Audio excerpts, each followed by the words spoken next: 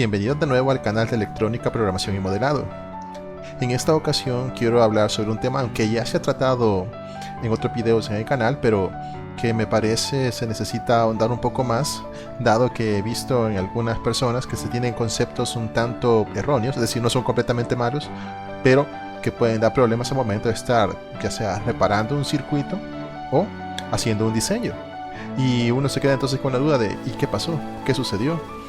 Hay ciertas cosas que se malinterpretan o que generan una falsa imagen en la mente, y eso puede dar cabida precisamente a eso, a errores. Así que vamos a comenzar hablando sobre los conceptos básicos de la resistencia eléctrica. La resistencia eléctrica es una de las unidades básicas de la electricidad, junto con el voltaje y la corriente. Ahora, en sí, ¿qué es una resistencia? ¿A qué se refiere la resistencia? La resistencia es la oposición. ¿Oposición a qué? A la corriente. Cuando la corriente quiere viajar del punto A al punto B,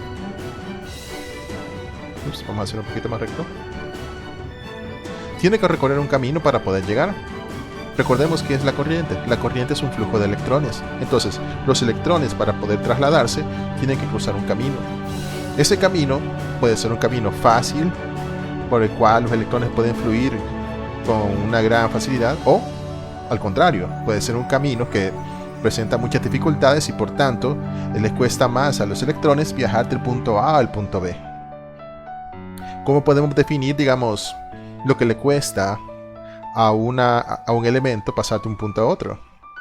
Cuando yo aplico voltaje, yo hago que se traslade lo que son, o empujo, mejor dicho, lo que son los electrones de un punto al otro. Si aquí tengo, por ejemplo, lo que es un voltaje negativo y aquí un voltaje positivo, entonces en el flujo real, lo que va a suceder es que los electrones que están cargados con carga negativa son repelidos por el potencial negativo y son atraídos por el potencial positivo. Y para el caso convencional, ¿verdad? Nosotros hablamos respecto a que la corriente viaja desde lo que es lo más positivo hasta lo más negativo. Entonces, en cuestiones de resistencia, no nos importa mucho de qué punto a qué punto viaja. La cuestión es que tiene que pasar por ese camino para poder trasladarse. Hay ciertos materiales que nosotros conocemos como conductores que presentan una muy baja resistencia. ¿Qué implica eso? Que la corriente, es decir, los electrones, pueden pasar con mucha facilidad a través de ella. Conocemos diversos tipos de conductores, ¿verdad? Entonces sabemos que los metales en general son muy buenos conductores. Sabemos, por ejemplo, que los cables están hechos de metal y por ahí pasa lo que es la corriente. Los cables que se encuentran para distribución eléctrica, los que tenemos en nuestros teclados, lo que tenemos conectados adentro de la computadora, todo eso está hecho de metal. ¿Por qué? Por el hecho de que la corriente pasa muy fácilmente a través de eso. Por el contrario, nosotros también conocemos lo que son los aislantes.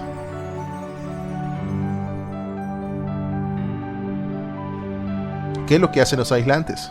Si nosotros nos vamos a lo que es una definición práctica, podríamos decir eso, ¿verdad? Que aísla, es decir, impide que la corriente pase de un punto a otro. Es decir, que si nosotros quisiéramos, otra vez, hablando sobre lo que es el punto A y el punto B, hacer que circulara una corriente, pero ahí se encontrara lo que es un aislante, entonces no habría un paso de corriente, porque estaría aislado del sistema un punto del otro. Ese es como el concepto macro, pero realmente sí podría estar pasando una corriente a través del aislante. ¿Qué significa eso? Significa que los conductores conducen corriente y los aislantes también conducen corriente. Y la respuesta es sí, sí conducen corriente. Tanto los aislantes como los conductores son capaces de conducir corriente. Ahora, la diferencia existe en qué tan fácil o en cuánta cantidad pasa la corriente a través del material. Para que yo considere un material como aislante, eso implicaría que ese material solamente deja pasar una cantidad muy pequeña de corriente a pesar de un voltaje muy elevado que podría estarse aplicando en sus terminales. Y por el contrario, lo que es un conductor no necesita de un voltaje que sea elevado para pasar una corriente importante. Entonces esa sería como la mayor diferencia. Hay otro material que me imagino se vendrá a la mente de muchas personas, que son los semiconductores. Pero los semiconductores, que presentan tanto lo que es comportamiento de aislante como de conductor, hablaremos de eso en otro video, ya que es muy extenso ese tema y pienso que es necesario dedicarle un tiempo razonable precisamente para poder tratarlo. Pero entonces tengamos claro eso: tanto los aislantes como los que son los conductores conducen electricidad. ¿Qué tanto? Ahí depende, esa es la diferencia. Aunque muy probablemente en sus exámenes, si hay alguno que tenga un examen por ahí, ¿verdad?, y que le diga cuál conduce electricidad, los aislantes y los conductores, obviamente vamos a contestar los conductores. Pero sabemos que tanto uno como otro son capaces de hacer circular una corriente. Nuestro cuerpo, por ejemplo, también tiene resistencia. Solo que si yo agarro, por ejemplo, una batería de 1.5 voltios por sus terminales y los toco, digamos, el terminal positivo en un dedo y el terminal negativo en otro dedo, no voy a sentir nada. ¿Eso significa que mi cuerpo es aislante? No necesariamente, simplemente que presenta una resistencia elevada, pero sí está circulando una corriente, solo que es muy pequeña y por lo tanto no lo sentimos. Pero si yo aplico un voltaje lo suficientemente grande, entonces podría hacer circular una corriente importante a través del cuerpo. Por eso tenemos que evitar precisamente el arriesgarnos a tocar alguna línea que presente alto voltaje, porque entonces sí pasaría una corriente importante a través de nuestro cuerpo y eso podría dañarnos o tener consecuencias peores, ¿verdad? Entonces, si yo toco, por ejemplo, lo que son las puntas de un multímetro, el multímetro es un aparato que yo ocupo para estar midiendo lo que es diversas unidades eléctricas. Puedo medir voltaje, corriente y también puedo medir resistencia. Entonces, si yo le pongo el voltímetro para medir resistencia y toco con mis manos una punta y con mi otra mano toco la otra punta, entonces voy a ver que si el multímetro es capaz de medir por ahí, por la región de los megaohmios, me va a marcar algo. No va a ser una resistencia abierta, sino que me va a indicar una medida. Entonces, eso me indica que mi cuerpo presenta una oposición a la corriente, una oposición algo elevada, porque estaríamos hablando arriba de los cientos de kiloohmios, pero que con el voltaje adecuado podrías pasar lo que es una corriente elevada. Solo pensemos en eso. Pensemos que cuando vemos, por ejemplo, lo que es un relámpago, lo que está sucediendo es que se ha generado un voltaje tan grande que el espacio, es decir, el aire, que es un aislante de por sí, está permitiendo el paso de una corriente elevada. Entonces, si inclusive el aire es capaz de hacerlo, no digamos un objeto como, por ejemplo, nuestro cuerpo, ¿verdad? Ahora, mencioné otro concepto que suele dar problemas, lo que es el concepto de circuito abierto. Cuando yo hablo de un circuito abierto, podemos verlo como un interruptor, ¿verdad?, que se encuentra así, precisamente abierto. No puede circular la corriente porque está aislado, ¿verdad? Ahorita estamos hablando, digamos, que en el aspecto ideal del aislamiento, que no circula corriente. Entonces, como está aislado, no hay circulación de corriente. Y si nosotros colocáramos lo que es la punta de nuestro multímetro en esos dos extremos, ¿qué esperaríamos marcar? Si fuera condiciones ideales, nuestro multímetro también fuera ideal, entonces veríamos una marcación que estaría tendiendo al infinito. Es decir, que la resistencia es muy elevada. Ahora, la resistencia, recordemos que se mide en ohmios, ¿verdad? Entonces tendríamos una resistencia de infinito ohmios.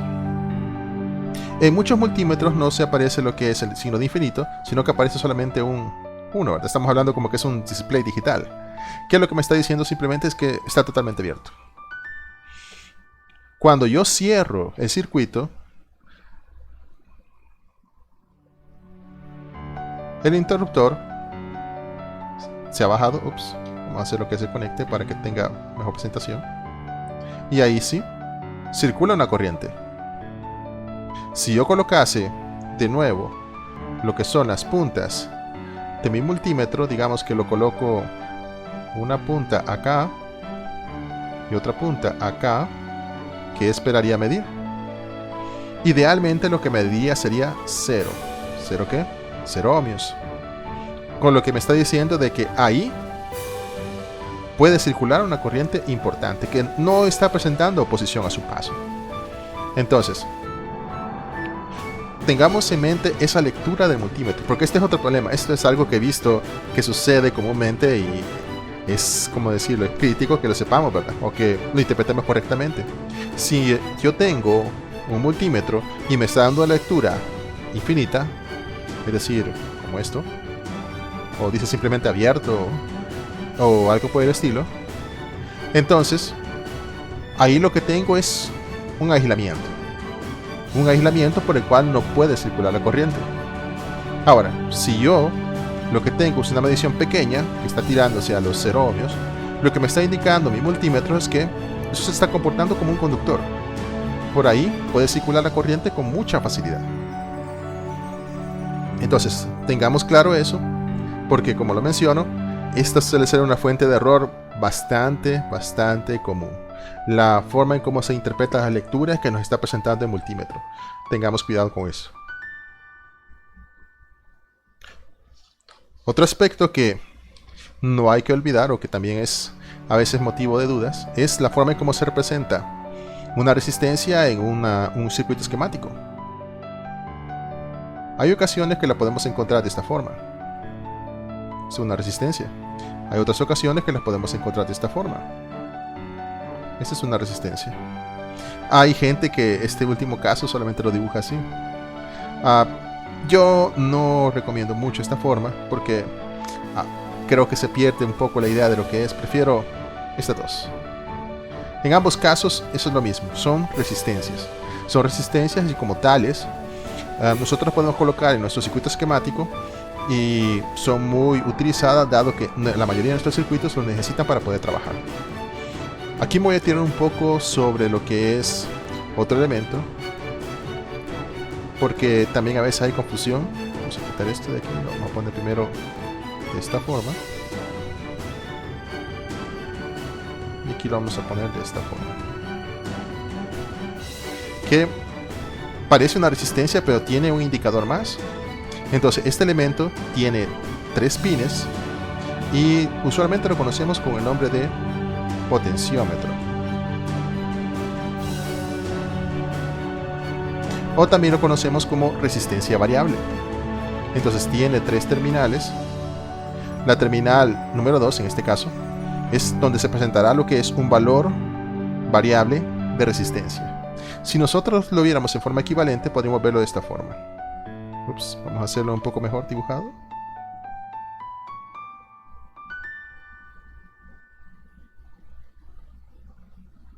Este sería como tener terminal 1, terminal 2, terminal 3. Donde tenemos a RA y RB, que prácticamente esto solamente es como una representación porque es un poco más fácil, a mi parecer, explicar cómo funciona lo que es un potenciómetro de esta forma. Entonces, ¿qué es lo que sucede? Cuando yo muevo el potenciómetro, porque usualmente es como una perilla lo que se tiene, lo que estoy haciendo es cambiando lo que son los valores de resistencia. Si yo midiese en los extremos de... Vamos a quitar esto un momentito para poder colocar aquí lo que es la medición. Si yo midiese entre estos extremos, aquí me daría una lectura fija. Es una lectura fija de resistencia. Pero si yo mido acá en la terminal 2, este sería un valor que varía, es variable. Entonces al irlo moviendo, lo que hacemos es desplazar adentro de nuestro pequeño elemento, porque es pequeño el potenciómetro realmente, usualmente son pequeños, perdón.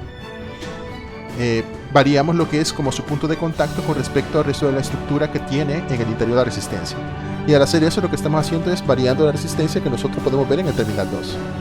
Entonces podemos verlo de esta forma. Si yo mido el punto 1 y 3, voy a medir una resistencia constante,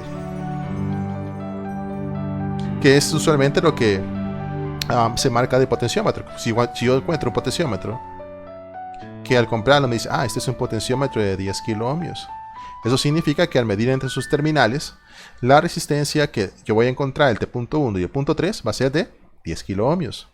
Y en el terminal 2, ¿qué resistencia voy a encontrar? Depende. Depende de cuánta resistencia se encuentre en sus extremos. Si por ejemplo, aquí tengo 0 ohmios, Aquí tendría los 10 kiloohmios que se están midiendo, que vale, perdón, lo que es esta resistencia.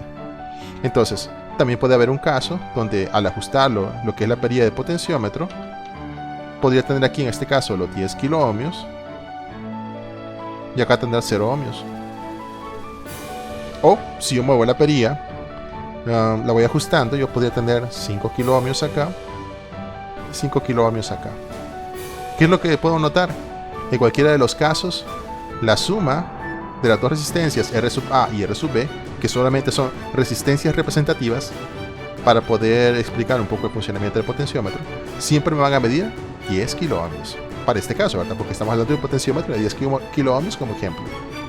Entonces, ese es el, ¿cómo decirlo?, el funcionamiento a grandes rasgos de lo que es un potenciómetro. Por lo que si yo le aplico lo que es una fuente a, digamos, tengo esto aquí, vamos a poner la referencia, aquí aplico sus terminales, digamos que este es el terminal 1, terminal 3 y este es el terminal 2. Entonces, si yo veo, digamos que aquí tengo un cierto voltaje aplicado, entonces, si yo veo, hago una medición del voltaje que se encuentra ahí con respecto a tierra, ¿qué es lo que voy a observar? Al ir modificando lo que es la posición del potenciómetro en el terminal 2, lo que va a suceder es que voy a poder observar que el voltaje va a cambiar de un punto a otro, desde 0 voltios, que es el mínimo que puedo tener, hasta el máximo voltaje que me pueda dar la fuente, en este caso para la forma que tiene este circuito. Entonces, si por ejemplo mi fuente fuese de 10 voltios, yo podría observar un voltaje que, dependiendo de cómo ajuste el potenciómetro, podría ir de 0 a 10 voltios. ¿Cómo es esto posible? Como mencionaba, esta es una forma de poder explicar lo que es el potenciómetro, y aquí podemos observar que lo que tenemos es un divisor de voltaje.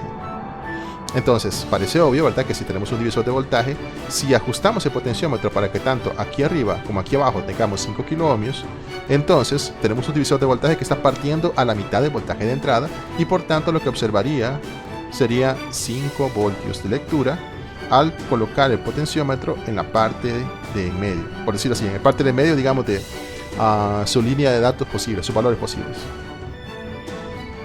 Entonces los potenciómetros han sido bastante utilizados para poder realizar eso, ¿verdad?, ajustes a través de variaciones de su resistencia, porque lo que está haciendo es eso, hacer un divisor de voltaje que nos permite cambiar lo que es el voltaje de referencia que puede ser utilizado en otras partes del circuito.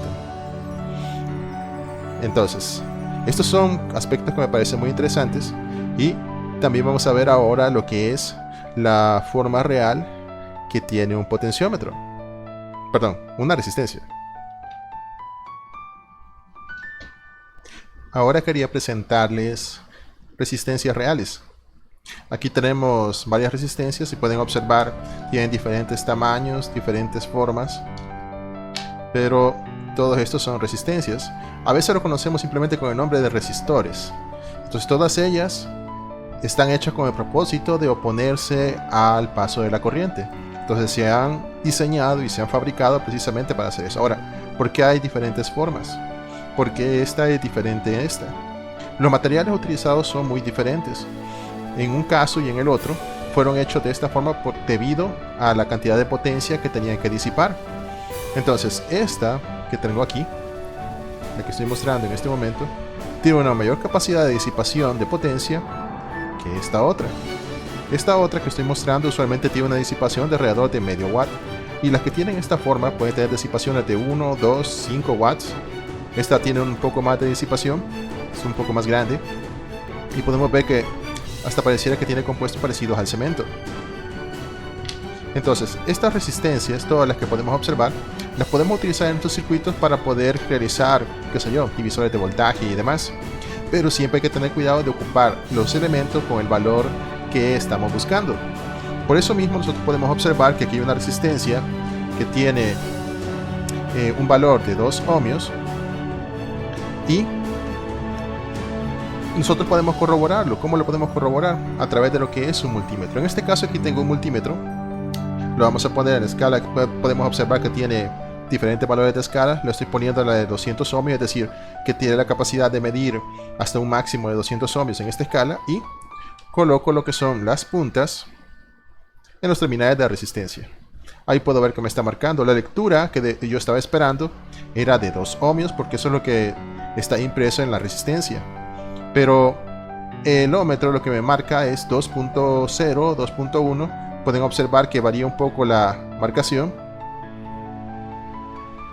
Y es normal que haya una variación, porque las resistencias y también el medidor tienen sus tolerancias de trabajo. Entonces se espera que exista una variación. En este caso, esta resistencia ahí nos indica que tiene una tolerancia del 10%, por lo que podemos esperar variaciones. Ahora, a veces me preguntan que si importa qué terminal estoy midiendo o ocupando para colocar lo que es la punta positiva o la negativa de lo que es el medidor. Voy a darle vuelta y otra vez voy a colocar lo que son las puntas para ver su lectura. Y puedo observar que tiene el mismo valor, entonces no importa. Las resistencias no tienen polaridad, entonces las puedo medir, puedo colocar las puntas como yo quiera. Cuando no estoy midiendo y tengo las puntas así, puedo observar que en la pantalla aparece algo que dice OL. Entonces lo que me está diciendo es que es un lazo abierto, es decir, para el multímetro lo que me está diciendo es que tiene una resistencia infinita o más allá de lo que puede medir. Esto mismo me puede pasar, por ejemplo, en este caso. Vamos a escoger esta otra resistencia. Bueno, esta resistencia yo espero que mida 1 kilo ohmio. ¿Cómo lo sé? Por el código de colores que tiene. Entonces yo lo coloco y veo que no hay cambio. ¿Por qué no hay cambio? Porque ahorita el multímetro está colocado en la medición máxima de 200 ohmios y por eso lo que voy a hacer es ajustarlo y ahorita lo he cambiado para una escala máxima de 2 kilo ohmios. Entonces, al medir, hoy sí encuentro que tiene un valor, es de 977. Ahí aparece 0.977. ¿Cómo lo interpreto? Ahorita estoy en escala de kilo ohmios, entonces lo que puedo observar ahí es que tiene 0.977 kilo ohmios, o sea, 977 ohmios. Si yo coloco otra resistencia que tiene un valor un poco más grande, vemos por ejemplo esta tiene 10 kilo ohmios. Entonces, esta resistencia de 10 kilo ohmios, al colocarla, me sigue marcando como que es un lazo abierto. Entonces tengo que colocar mi multímetro en una escala mayor de lo que quiero medir. Ahorita le he colocado en 20 kilo ohmios, perdón. La resistencia es supuestamente de 10 kilo ohmios y me está marcando 9.87. 9.87 ¿qué? Kilo ohmios, porque estoy en la escala de kilo ohmios. Si ahora mido esta otra, me va a decir que tiene un lazo abierto. ¿Por qué? Porque su medición, su valor, perdón, está más allá de lo que tiene el multímetro en este momento ajustado. Entonces lo vuelvo a colocar de esta forma y ahora puedo observar que sí tengo una medida. También había mencionado respecto a lo que es el cuerpo humano. El cuerpo humano también tiene una resistencia. Si yo coloco los dedos aquí, voy a observar que tiene supuestamente infinito. Recordemos que lo que está indicándonos es que está midiendo más allá de su escala. Yo voy a ajustarlo. Ahorita está en 2 megaohmios. Y voy a colocar otra vez los dedos en las puntas. Puedo observar que hoy sí me está marcando. Eso significa que mi cuerpo no tiene una resistencia infinita. Tiene una resistencia que se mide en megaohmios en este caso. Puedo observar que el valor no es estático. Es que depende de muchos factores realmente. Aparte de la presión que estoy haciendo en las puntas, también depende de cómo esté circulando mi sangre, por ejemplo. Hasta cosas como la respiración pueden variar mi postura y demás. Entonces, pero con esto puedo darme cuenta que si yo, por ejemplo, tomo una batería de 10 voltios con los dedos y pongo, qué sé yo, un dedo en el terminal positivo y otro dedo en el terminal negativo, no voy a esperar que circule una gran cantidad de corriente porque solamente son 10 voltios. Y para encontrar la cantidad de corriente sabemos que podemos ocupar la ley de Ohm y dividimos el voltaje de 10 voltios entre 1 megaohmio y vamos a encontrar que es un valor muy pequeño y que no sentiríamos su efecto.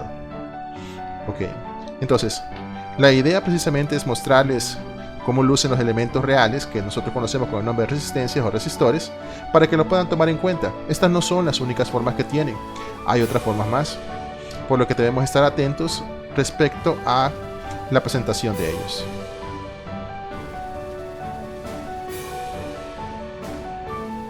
Ok, ya vimos la forma de la resistencia, pudimos ver que tiene diversas presentaciones y como tales podemos encontrar todavía otras representaciones adicionales. Estos solamente son algunos ejemplos, ¿verdad?, de una resistencia que tenía a la mano, pero hay muchas otras formas, por lo que no debemos sorprendernos. Por lo mismo, también les recomiendo que no busquen los elementos solo por el exterior, porque en muchos casos a veces nosotros podemos asumir que el elemento que tenemos enfrente es un determinado elemento, cuando en realidad es otro. Tenemos siempre que estar especificando el tipo de elemento que tenemos en el circuito para poder tenerlo bastante claro. ¿Por qué digo esto? No les mostré esto, pero hay resistencias, las resistencias de montaje superficial, que pueden tener esta forma.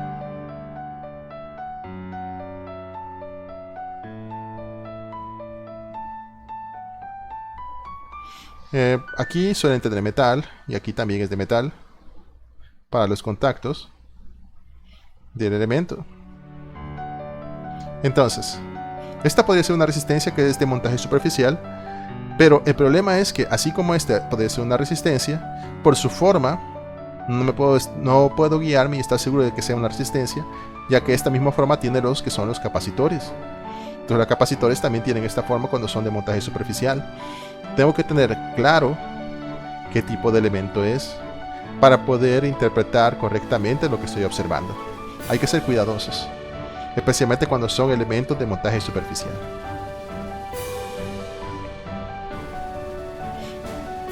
Bueno, esto era de las principales cosas que quería mencionar precisamente con respecto a la resistencia. Hay muchos otros más detalles, hay conceptos que tienen mucha relevancia, especialmente a medida que vamos avanzando en lo que es el estudio de la electrónica.